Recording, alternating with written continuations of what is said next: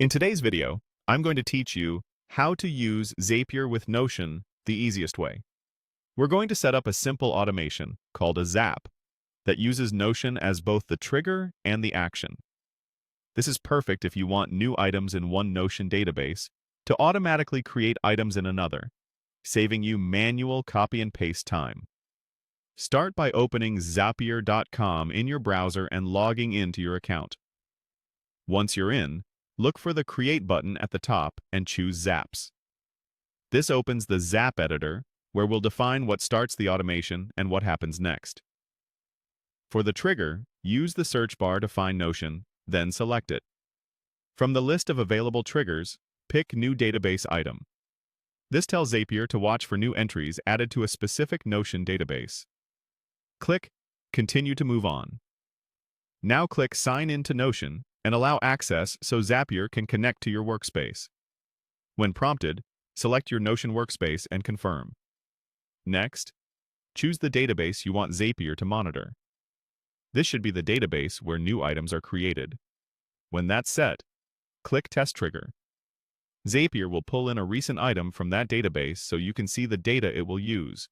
If it finds a sample, you'll see its fields, which is helpful for mapping later. Click Continue to Action.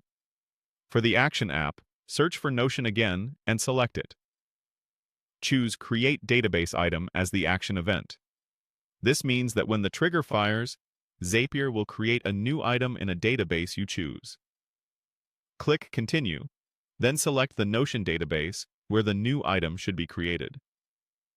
For clarity, and to avoid loops, it's usually best to choose a different database than your trigger database. Now map the fields.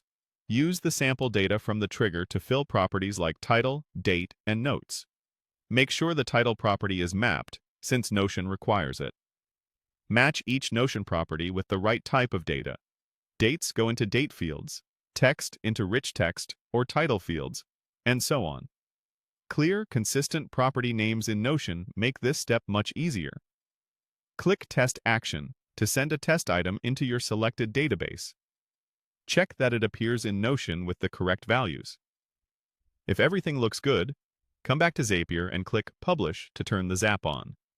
From now on, new items in your trigger database will automatically create items in your action database. That's how you use Zapier with Notion the easiest way. Like, share, and subscribe.